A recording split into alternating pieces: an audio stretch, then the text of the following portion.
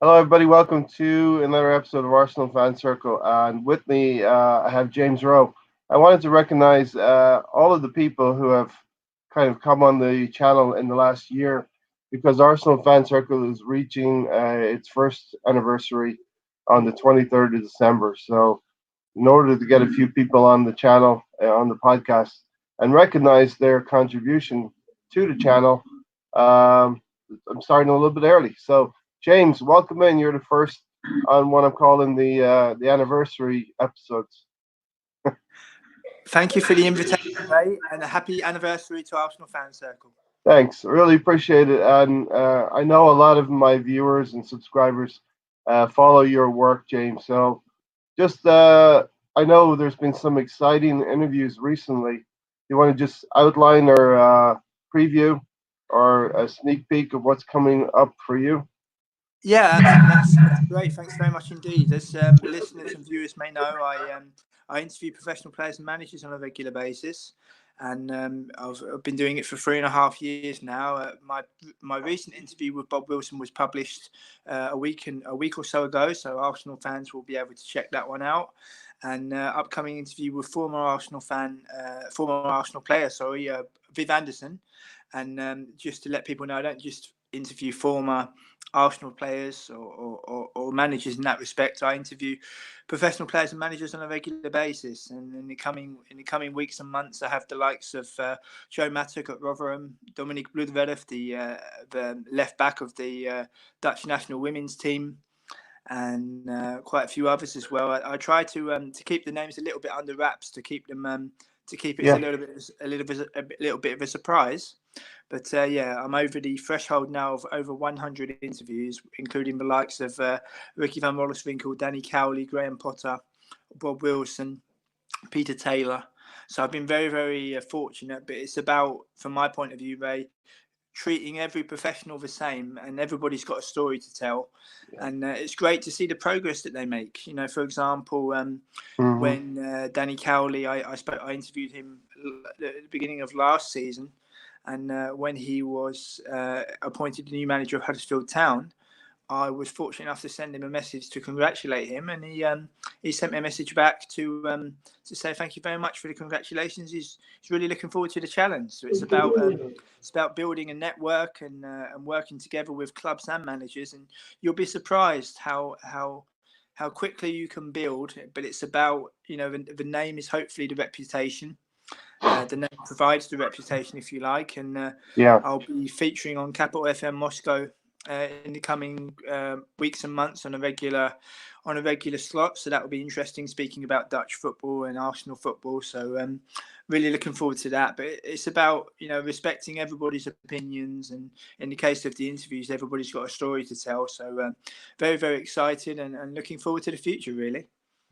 And you can be, folks, you can, if you're not aware of James's work already, and your following is growing all the time, James, on Twitter Yeah. especially. So I'm just going to call out your Twitter handle at James Rowe NL for That, Netherlands, right? That's correct, yes. And you can follow me and check what the latest interviews will be. There's a link under the bio for the previous interviews as well. So even if you go back in time to the likes of Philip Sandler, who had a spell at Manchester City, is now on loan at Anderlecht, and for the likes of Luke Chambers at Ipswich, captain of Ipswich. And Yeah, there's something for everybody, really. And as I say, you can dig a little bit deeper yeah. and see what And takes your fancy. the names you interview cover all generations of Mm. Arsenal supporters and football supporters, in effect. Mm. Um, Yeah, been very James, fortunate in that respect. yeah, Europa League. Let's just tie a bow on that campaign. We topped the league. Hmm. What did you think of Thursday night?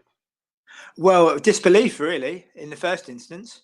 I mean, I was at the home leg against a very poor Standard Liège Yeah, back in October. It was my first match of this season, and although we played very well, Standard Liège were very poor. And going into the final round, we needed at least a point to top the group, and or a point to go through. and I expected Frankfurt to win. So yeah, ideally, we needed to win in the age, and then you see 20 minutes before the end that we are 2-0 down, and I'm looking at the potential opponents of the last 32. and thinking, oh, it could be the likes of Inter, Benfica, even Ajax. Yeah, And the then first place teams. we managed to claw it back. But even then, Frankfurt gave it away and lost at home to Guimarães. So we topped the group. I don't know how, but we have done. And it gives the opportunity to play the second leg away at home and the first leg away from home. And when you look at the potential opponents, the likes of Olympiacos, Shakhtar Donetsk, Roma, I said Alkmaar here in the Netherlands, it's a real mixed bag. Yeah, And there are no easy ties. I mean, we haven't won a European trophy for 26 years. And it was a very, very disappointing end to what happened in last year's Europa League yes, final. yeah. I'm very much looking forward to the draw tomorrow, and looking forward to who we will play, and hopefully we can do our best. But the most pressing priority, Ray, in my opinion, is the appointment of a manager. That needs to be sorted out as soon as possible, because I'm convinced as well that the longer this goes on, the more difficult of a season we will endure. Yeah, we'll get into that, James, in a second, but I have a question from a viewer. Prediction, please, for the Arsenal Man City match. 2-2 is my prediction. 2-2 draw. Yeah. You know what? I'm a little bit emboldened as well, James. Hopefully Freddie Lombard can set the team up for a straight Manchester City, because let's be real, their need is greater than ours in terms of the league campaign. I would call this possibly a free hit because of the events of yesterday with Chelsea losing. We're not going to be any further away from them after this game, but let's. I hope Freddie sets up to first straight Manchester City. Maybe, funnily enough, playing on the break at home. James, what do you think? Possibly, but I think the performance is also important, because we've got a very interesting run of fixtures over the Christmas period, and I think today will set the tone. Really, if you think about going away to Everton and then away to Bournemouth on Boxing Day. But I just think that the win against West Ham was much needed, because after an hour things were looking forlorn, and that was a very important 3 points. But I also think as well, it's just my honest opinion, I think a year without any European commitments will do us the world of good. I really do. Yeah, I've been saying that for quite some time. We'll have to take what comes, but there's benefits to that as well, James. Completely understand. Just to answer Rob Forskin's question, I'm going to go for a draw also, 1-1. Okay. And we'll see what happens. The lineup for Thursday was necessity, playing three at the back, working with the squad that we had available to us, James. You think? Yeah, I believe so. But also, Liège is always a difficult away day. Always. I mean, you saw when they're strong at home. Yeah, well, you saw when we played them in the Champions League. I think it was about 10 years ago now. We went away to Liège. I think we were 2-0 down at one point. And they are a very, very big club.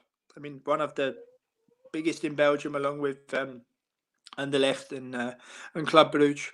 And they obviously need to be respected. But obviously they didn't play very well when they came to the Emirates. But I think we did well to top the group, and chalk it down to experience, really. And I mean, I know Freddie is trying his best, but I just hope that the boards can be proactive and appoint a new manager as soon as possible to be able to start again and hopefully build for the future.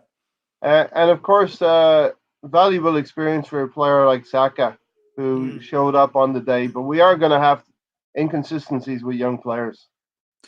Absolutely, and they need to be supported. Obviously, living in Amsterdam, where youth is the bloodline of a club such as Ajax, and you see lots of Arsenal fans talking about the Ajax model, and that's very noble of them. But they have to realise that with the Ajax model, when a youth player reaches the first team, they are given significant experience in their proper position. They are given support by their fellow players, backroom staff, manager, and the fans. Yeah. And if you think of all those facets, we can't really provide that at the moment for young players, because if they have a difficult game or they don't play well, they can get criticised in some quarters, when people forget that they are very, very young players and they need to be supported in all in all aspects, really. And that's why the appointment of a new manager is so important, Ray, because I've seen people on my timeline talk about players that they want to sign in January. I think that's the last thing Arsenal need to be thinking about. The most important thing is to have a new manager in place to let him assess his squad in what he wants and what he doesn't want, and then build from there.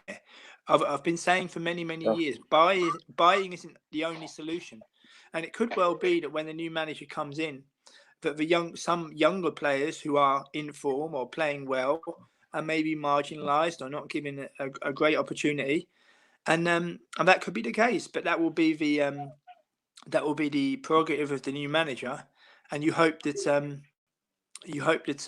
they will make the right decision. James, another question. We're very optimistic. He's on his way to the game, and thanks for answering his question. There's two. I see a split in the fan base. You're either very optimistic about today's game, or we're going to get spanked 5-6-0. Well, you have to remain positive. If I can just elaborate on the question, enjoy the game today. Safe journey up and have fun. Enjoy the atmosphere. Enjoy the game. Yeah. Enjoy the build-up. Absolutely. Support the team and get behind them.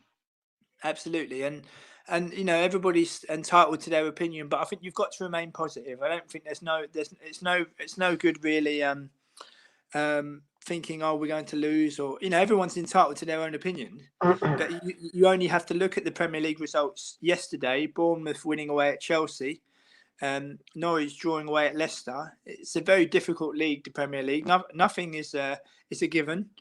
I was at my last away game was away at Norwich 2 weeks ago, and we only just about drew that game. So there's many surprises ahead, and it'll be interesting to see what happens. But I think it's always important to try to be positive.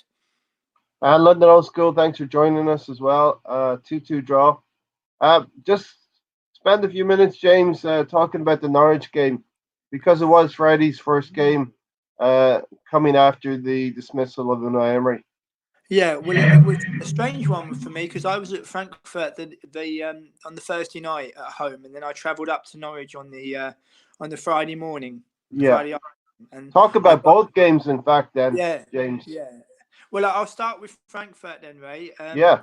Very strange because it seemed very flat to me. Due to the restrictions of Frankfurt fans not being allowed in, and there being stringent checks at the turnstiles, when you go to the stadium concourse for banners. I came out of Arsenal Tube Station and I went to buy my programme, and the first thing I see is a group of Frankfurt fans walking towards me, brazen in Frankfurt t-shirts. So I thought, okay, maybe they've come to experience the atmosphere.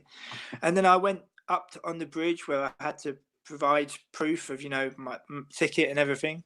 Yeah. And then I'm waiting outside the turnstile, and I hear a lot of German voices around me, and I thought, okay, maybe they're here in pockets. And then I got inside the stadium, and then a steward told me that 1,000 of them had come to kind of wave in the bus. And then it was the atmosphere was flat due to how the fans were all spread around. But little did we know there appeared to be an awful lot of Eintracht Frankfurt fans in the corporate section. And when their goal went in, when their equalising goal went in, I was in the clock end for that game. You could hear a roar from the corporate section of the equaliser from Frankfurt, and Arsenal underestimated them, Ray. They really did. They seemed to think when they went 1-0 up that the game was won. I mean, Renault, their goalkeeper. From my point of view, James, it seemed like the players were not 100% committed in that game. Possibly. Watching it on television. Possibly. You may well be right, but I think they forgot, Ray, how lucky they were to be 1-0 up at half time. Yeah. Because the Danish goalkeeper Renault of Frankfurt, he made some excellent saves, and I thought Aubameyang was very lucky with his goal. And then the 2 goals from Kamada, and then it was kind of petering out. And then obviously we lost the game, and then I took the train up to Norwich on the Friday morning. And then when I arrived in Norwich, I arrived to the news that Unai Emery has been sacked, which I was disappointed at because his predecessor gets 22 years and he only gets 18 months, which is a bit of a shame. I was, if I can just quickly speak about a recent interview I did with a former teammate and friend of Unai Emery. That's Imanol Idiakis. He's now Yes. manager of AEK Larnaca in Cyprus. And I managed to interview him a couple of weeks ago. And we spoke about his time in the Real Sociedad Academy. And he played alongside and also is friends with Unai Emery. So we spoke about what happened to Unai Emery and things like that. Very interesting. It'll be a while before the interview is out, but nice to Yeah. incorporate different things. And obviously with Norwich, the news of Unai Emery was very disappointing in my opinion. And Norwich is a difficult away day, and they've got some very good players, in particular Todd Cantwell. I think he's an excellent player. I know of him from his Yeah. time I know of him from his time on his loan spell here in the Netherlands for Fortuna Sittard, and he was excellent then. And he's gone on to become a very good player. And he scored in that game to make it 2-1, and obviously with the equaliser from Aubameyang. And we were lucky, really, the saves that Leno made, but it looked as if it was kind of like a baptism of fire for Freddie with the changes and the team that he picked. But we were lucky to draw that game in Norwich, and was very lucky to come away with a point. But I hope going forward, Ray, that a player like Cantwell or James Ward-Prowse at Southampton, I'd like in future transfer windows for Arsenal to look at these players because they're excellent players, and There's why shouldn't we try? Why there's a shouldn't we lot try of to target them? there's a lot of players dotted around the league that we could Yeah, target. yeah, Jack absolutely. Jack Grealish, Mm. Aston Villa.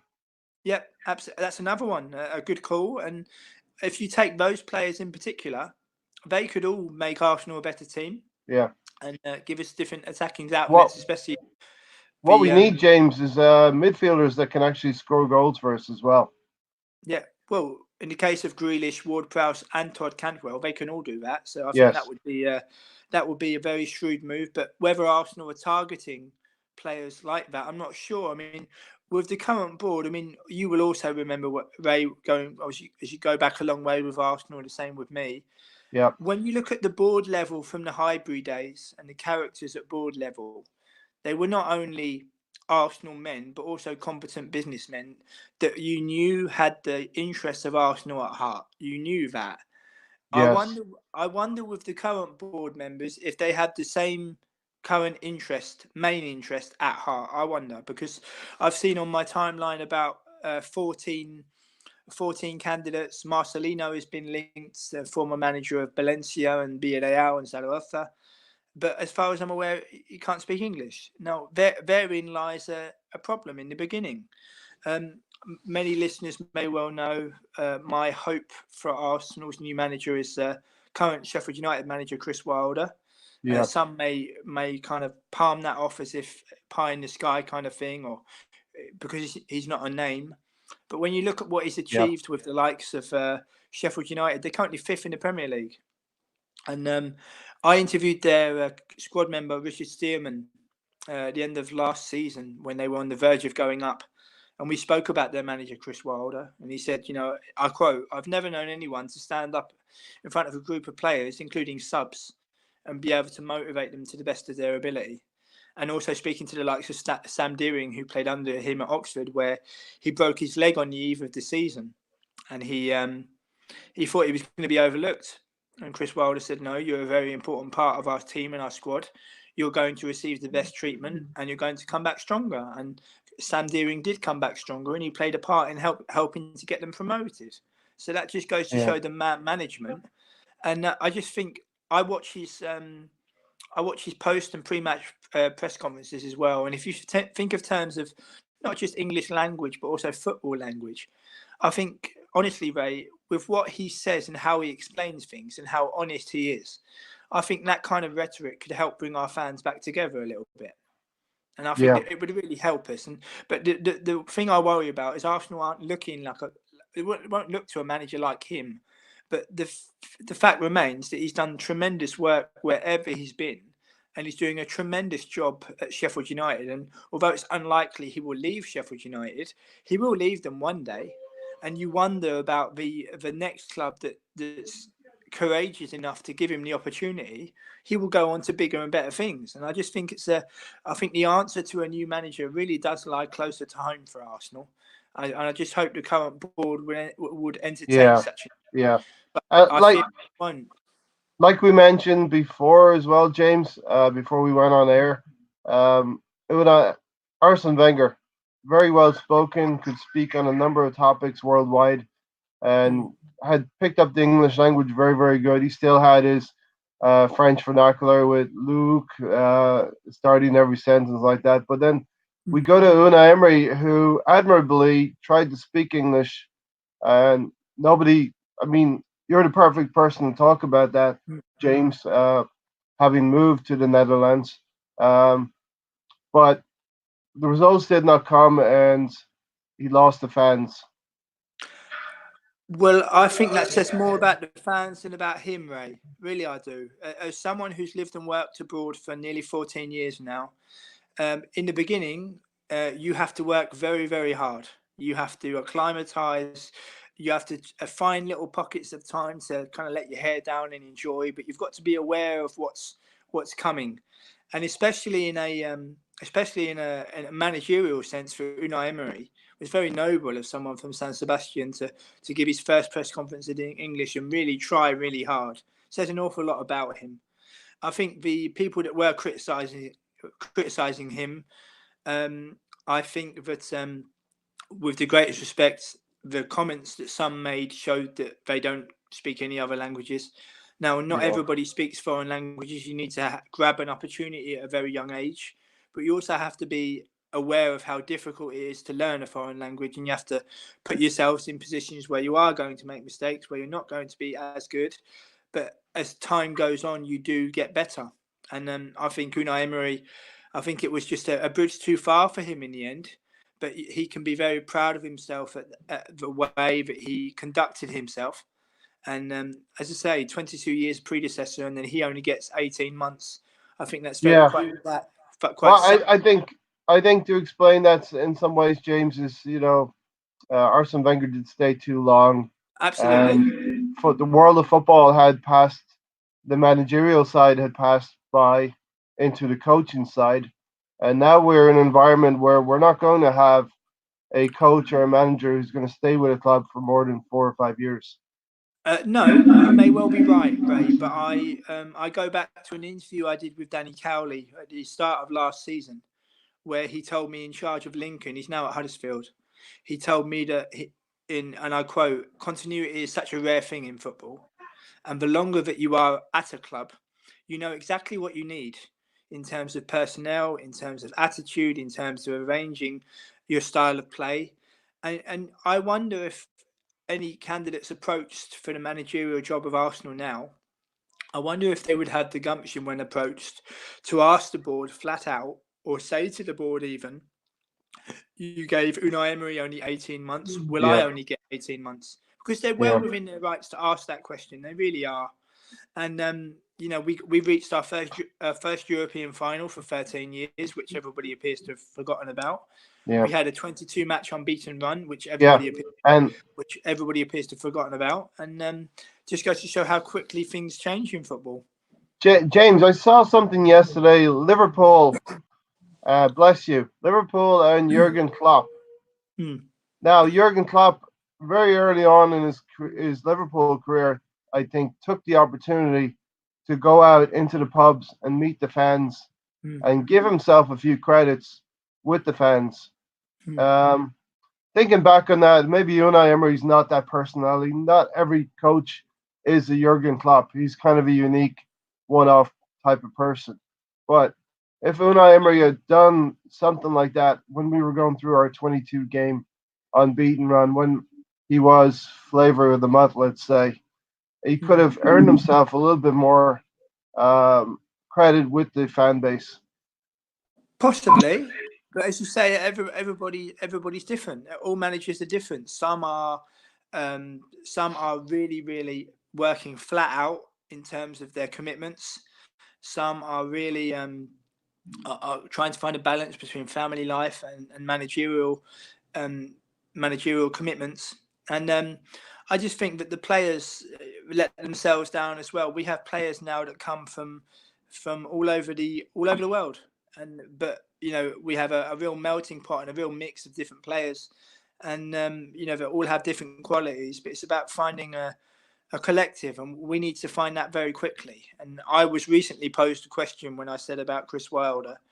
I was asked, he's doing very well with his current group of players, but managing the likes of Aubameyang and Ozil is different. I said possibly, but players would have to respect the manager, because we don't have any discipline as a team.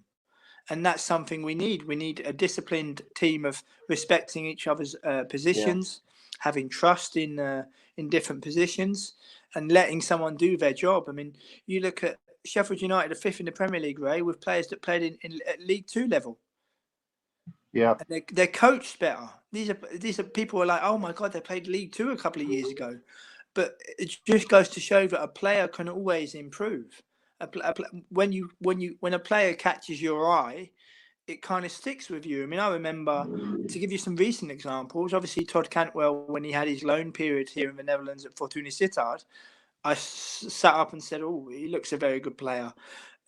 Mark Albrighton, when he was at Aston Villa, even then you could tell he was going to be an excellent player.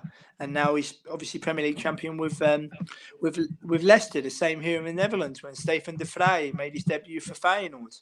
Now he went on to Lazio and is now playing for Inter. So it's about identifying players better. But the most important thing is to have a general collective going forward, and have a group of players because our new manager will need time to assess the squad. He really will, and hopefully he will get time.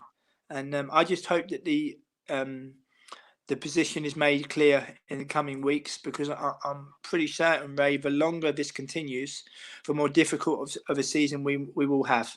Yeah. I just want to take a moment, James, to reiterate what we talked about starting out. This is our first year anniversary. Next 2 weeks, we're going to recognize all the people who have helped in the channel, all the people who are part of the channel, all of the people who watch the channel. So a huge thank you to everybody who subscribed, watched the channel. And it's very fitting, I think, I have got Noe and London Old School with us this morning. One of the first few, and of course yourself, James, who have, I can't even remember the first episode you've been on with me, James, because you have, thanks to you, you have dedicated some time to this channel and come on most occasions that I've asked you. Yeah, well, it's been fun. It's been fun to speak to you and to Maher as well. And it's nice to go on different Arsenal podcasts and everyone's got an opinion. Yeah. And the most important thing is to respect everybody's opinion. That's the most important thing. You may well disagree at times, which is fine. But the most important thing is to respect fellow Gooners' opinions, because we've both been around supporting the club for a long, long time. And the club is always the most important thing. Players come and go, and fans are also very important. But I think you and Maher can look back on a tremendous first year. And I look forward to hearing other guests in the coming weeks as well. And look forward to hopefully better results in the coming weeks as well. And thanks, Noe. Noe's proud to say he's been here since the beginning and amazed how much the channel has grown. So I hear channels gather pace after the first year as well. So thanks to everybody who's been a part of it. James, really quickly, we're going to get into the Manchester City. So I know you don't have too much longer to dedicate, but I appreciate your time. You're I, of course, all of us fans, of course, hoped that we'd get the manager bounce at Norwich, the game that you were at, away from home. Perhaps expecting that miracle 3-0 win, 3-1. Can you talk a little bit about what Freddie Ljungberg's had to do coming in and the games that he's had up till now, and then look forward to this later today? Well, I think that he, his first game was like a bit of a baptism of fire. Going to a difficult away ground against the league position is quite poor at the moment, but Norwich have some very good players and a good team ethic, and they should have won that game. And then going on to the Brighton match, which we lost, which nobody really expected, but the defending was also very poor. And then going on to the West Ham win, where we had a great 10-minute spell, which is really good. But I think the tactical naivety of West Ham really didn't help their cause. And today we go on to the champions, where although they're not in great form, we are at home and we must take the initiative. But the fans are going to be important today. Yeah, absolutely. I'm very lucky to go to Arsenal quite regularly from Amsterdam and have to arrange my games well in advance, but nice to be able to do.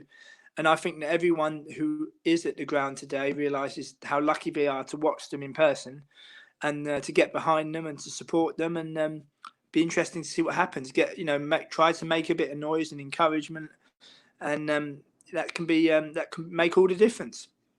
Now, if you're making a case for Arsenal today, I'm making the case that Manchester City are under more pressure than we are. They need 3 points, so hopefully we can set up accordingly, frustrate them a little bit, James, and dare I say, playing at home, hit them on the counter a little bit, or just build up some pressure and put Yeah, them under pressure. Yeah, let's hope so. I mean, the game is for 90 minutes plus injury time. If they score first, don't get too downhearted. Try to take the game to them. We don't pay them too much respect. Try to find a good balance, but the players have to step up as well. We are in the position we are in ninth in the Premier League. We have players on big wages who, by their own admission, might not want to play.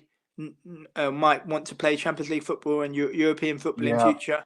Okay, yeah. fine, but you've got to be professional at all times. You can't just say at the end, "Oh, I'm off now. I'll see you later."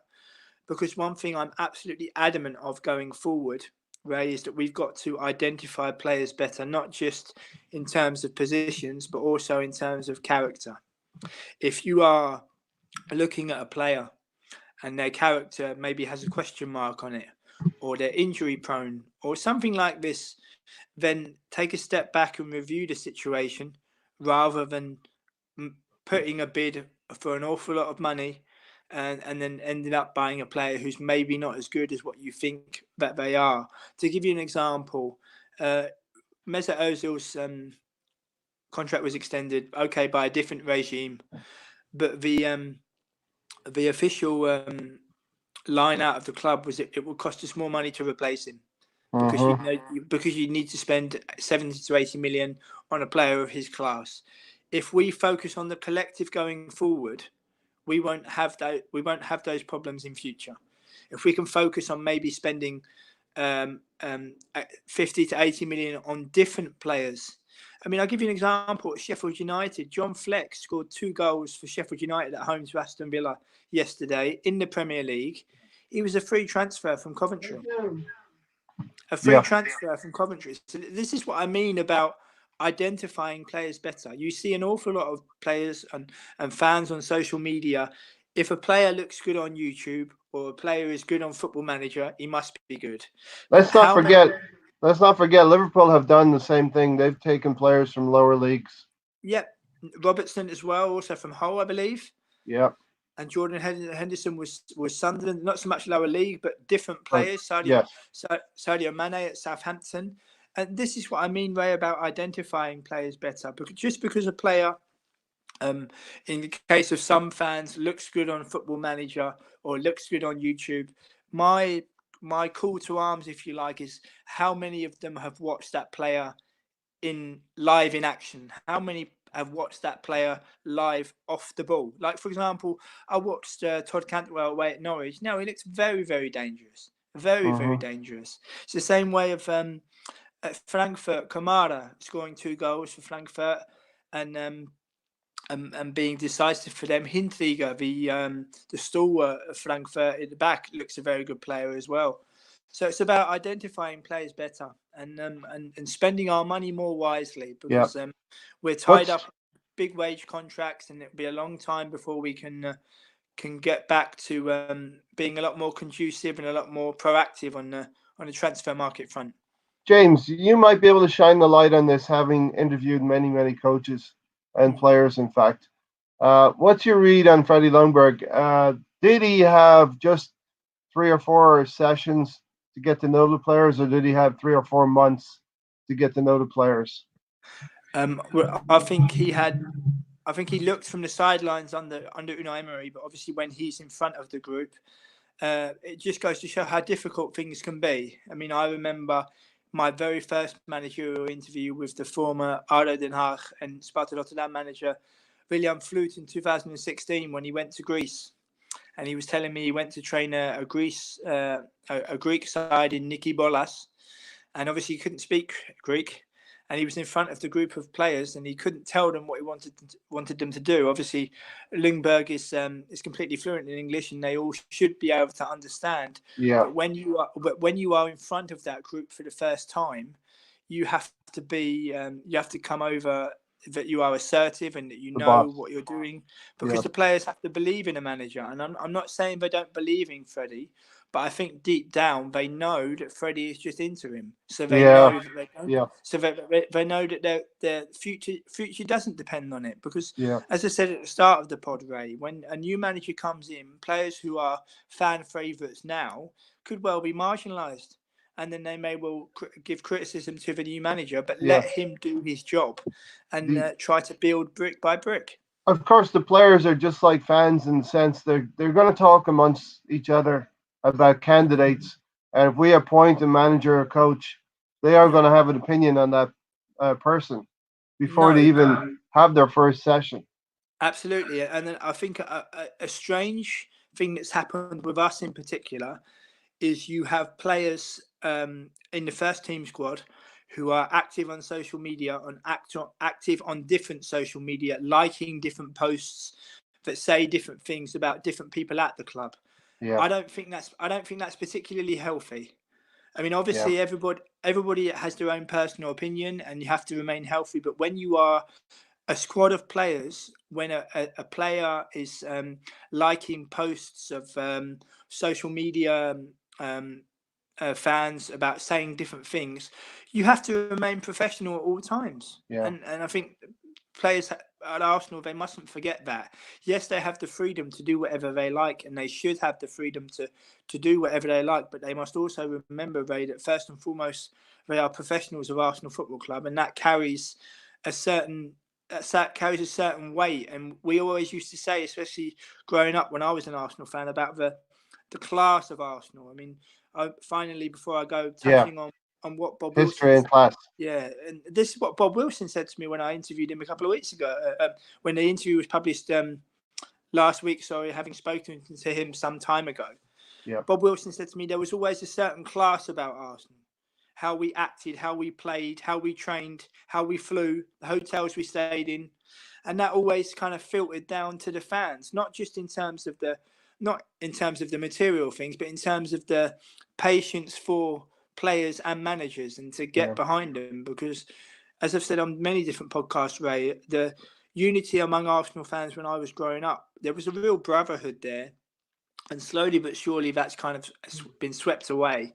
But Yeah. in my opinion, some things never go out of fashion, and it's important to get behind the club and the players, and fingers crossed that the club can make the right decision in the coming weeks. Yeah. Yeah. Indeed. Uh, Couple of final questions, James. From the outside looking in, what do you see in Manchester City? What's going on with Pep? I think he might be looking for a new challenge, perhaps. I think he may think that the time is right for him to go elsewhere, or maybe return to Barcelona. And be interesting to see what he thinks. I know he's very much a family man. Maybe he'd like to take a sabbatical again and have some time Yeah. off. Yeah. And people forget as well about the intensity of certain clubs. I mean, I recently interviewed Imanol Idiakis, who was, as I say, currently managing at Larnaca in Cyprus, and we spoke about his time at Real Zaragoza, who are now a second division team, but were a La Liga team for many, many seasons. And he was telling me about the intensity of such a job. It was very, very intense. And I think with big clubs in world football, especially at the top echelons, things can get very, very intense indeed. Yeah. And something I think the Arsenal players have not felt for many, many years, that kind of intensity. But Mm. hopefully, as you say, we can get a coach in who has that profile of the players are going to go, hold on a second, we've got a coach here that's not going to stand for anything. You know what I mean? Any bad Let's hope. stuff going on. Let's Um, hope. finally, how do you see the game playing out? Give us your predict. How do Give us your oracle prediction. My You've gone prediction for a is 2-2 draw, but I have will we 2-2 is be my prediction. leading or will we claw it back? I think we will be leading, Okay. and I think we will concede. But that's just my honest opinion. I hope that every Gooner today enjoys the game and just gets behind the club. And remember that we've got difficult fixtures ahead at Christmas. We've got to take one game at a time. We're in a bit of a Yeah. flux at the minute, where we will only come out of that flux if we appoint a new manager, and or only start to come out of that flux. So fingers crossed. Enjoy the game, Ray. Thank you for having me on Yeah, for thank your you. I for your think we should anniversary. have no fear, James. We've got nothing to lose in this game, No, you and are correct. fans need to realize it's going to be a very very close game. Even Yeah, as you say, if we do concede the first goal, do not be absolutely. disheartened. Don't be disheartened and stick with them. And as I say, we take one game at a time because, as I said on Alex's pod on Cannon Fodder a couple of times so far this season, we forget that win or lose, we've always got to enjoy the ride. You know, Yeah, we've had worse times than this. It's not the yeah, worst time, is it? yeah, But for some people, it is the worst time. But that just goes to show the situation the club has been in for many, many years. I mean, I remember having caretaker managers and losing at home to Aston Villa and West Ham and drawing with Wimbledon and getting beat by Wrexham in the FA Cup. You know and losing in to Galatasaray in the Europa in the UEFA, what was then the UEFA Cup. And yeah, just take one game at a time and try to enjoy the season as well. Because when it's pre-season, everybody moans and says, "Oh, there's no football." Okay, we'll yeah, have the Euros this summer, but you know we've got to enjoy it because there'll come a time where at pre-season we won't have much to talk about in that respect. yeah. James, thanks for coming on. This has been first anniversary episode, one of a few that I'm going to do, and you've been an integral part of the channel and a gentleman. So thanks for Thank you coming very much. on, James. And I wish the channel all the best. Look forward to the channel going from strength to strength for you both. Thank And I you. look forward. I look forward to speaking to you both again soon. And To my hair eventually, and speaking to you again soon. it's probably sleeping. They're Yeah, having electricity problems in South Africa. yeah. Sending my regards. Will do. People, check out James. You have a large following already. Share his Twitter handle around and check out his interviews. James Rowe, ROWENL. That's his Twitter handle. Check him out. So lots of good reads. Catch up on him at time to time. Let's hope we get a positive result later, James. But thanks for coming on. You're more than welcome, Ray. Thanks very much, and for the shout out to the Twitter handle. And I look forward to speaking again soon. Thanks, James. Take care. Take care. Come on, Bye you bye. Gooners. Up the Arsenal, all right? Bye bye. We'll be having a pre-game pod in a couple of hours, but talk to you again soon. Thanks. Okay. Thanks a lot. Enjoy the game. Bye. Bye bye. Bye.